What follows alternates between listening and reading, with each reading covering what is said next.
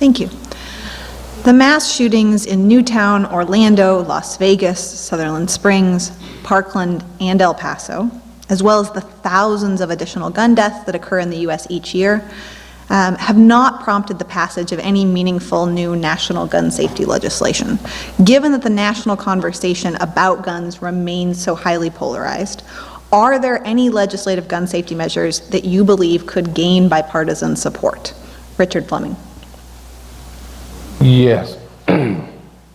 I think one of the first things they should do is make sure that they enact universal gun registry to make sure that all guns that are bought in each state is registered with the federal government. And then secondly, red flag laws. We should empower people to be able to notify the authorities if someone is acting strange or threatening someone with a handgun. And so we have to do that. They're doing that in Israel. That's one of the ways they help stop terrorism. And right now in our schools, they're doing the same thing, putting a tweet out to kids, giving kids a tweet line to let folks know that there's a kid acting a little strange. And then thirdly, we got to close the gun show loopholes. Those are mainly there just to scapegoat some of the laws and the policies.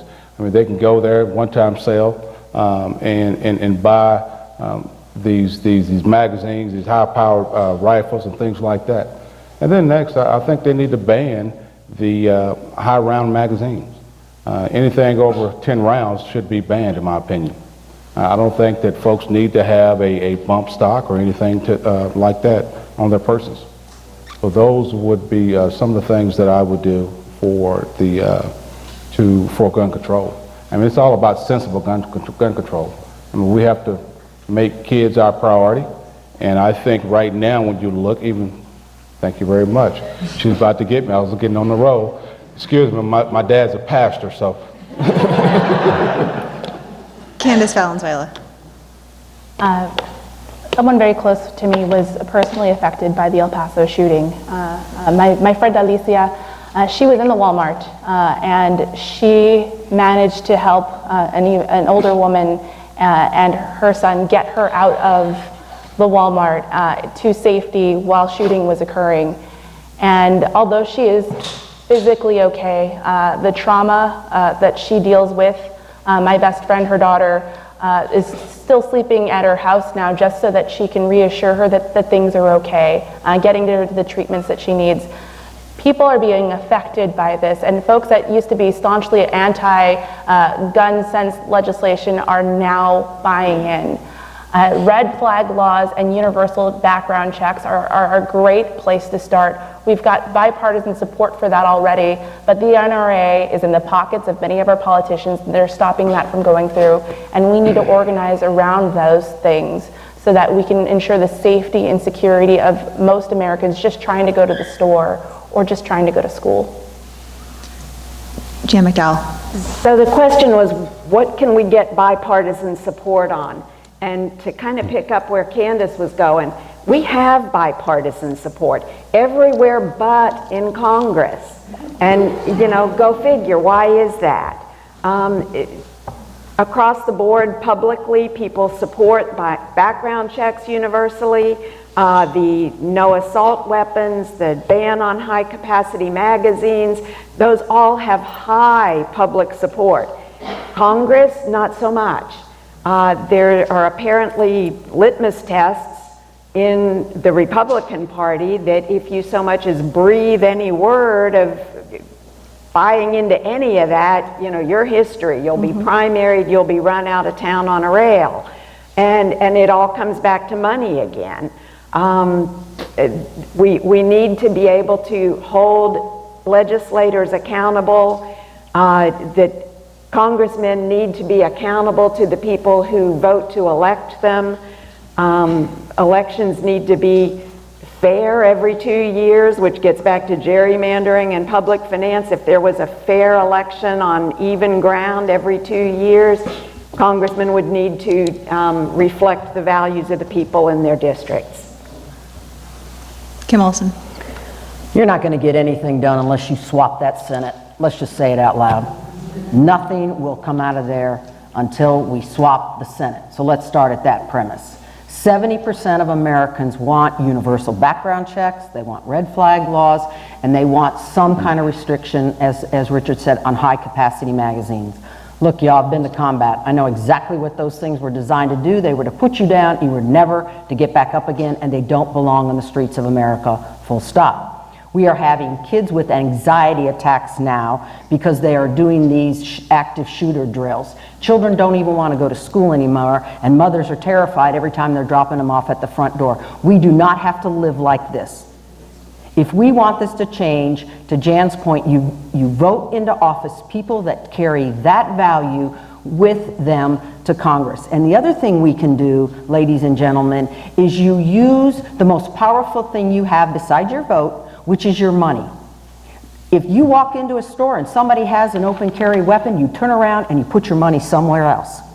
I talked to a professor up in Cornell. He will not come to Texas because we have actually lessened our gun laws here, and he will not allow his association to have conventions in our state.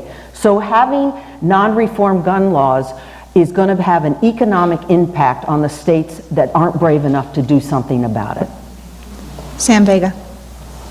Yeah, I don't know of any compromise that will work without changing the Senate. That's absolutely true.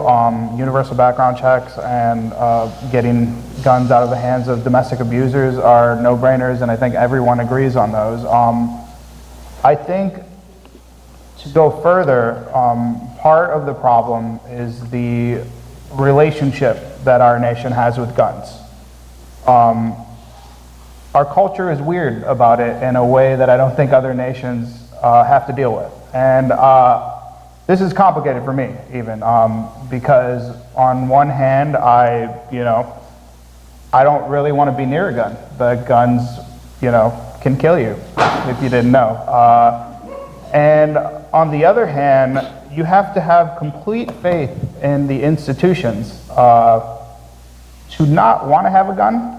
And I don't own a gun, right? And but it every day kind of seems a little scarier that things might go haywire, things might break down. Too many right-wing activists walking down the streets with their military-grade weapons for me to be like, get rid of all of them. That's not my position, but it's something that I think we need to attack our culture here and our relationship with the gun specifically. And I don't know if that's necessarily only through policy. I think we can get there with policies, but we really need to, I think, as just a society, be like, we don't need to have an assault rifle in your home because that's wild. John began. Yeah, so I think most of us have been directly or indirectly affected by gun violence in some form or another. Like Candace was talking about the El Paso shooting. I remember spending that day making sure that everybody I knew who was in El Paso was okay. Fortunately, they were. I remember after the Pulse shooting, Lauren and I had lived in Orlando for a little bit, and we actually had a friend who was supposed to be there that night, but he didn't feel well. So fortunately, he stayed home. Every day when Lauren goes off to teach those elementary school kids, I think about this every time I see something about a school shooting, because while I feel for the parents and the children, what I know is that my wife is going to be the one standing in front of them. And that is not something that can happen, that we need to let happen. There are reasonable bipartisan things that we can get through. Universal background checks on guns and ammo. I would add ammo to that. That will also reduce it down. When I hear the stats that 70-80% of Americans agree with this, it's baffling as to why we can't get it passed. But when I talk to voters, Republican voters, about it, they said, to be honest, when I listen to you guys talk, you don't know what you're talking about, and I don't trust you to stop at universal background checks. Thank you.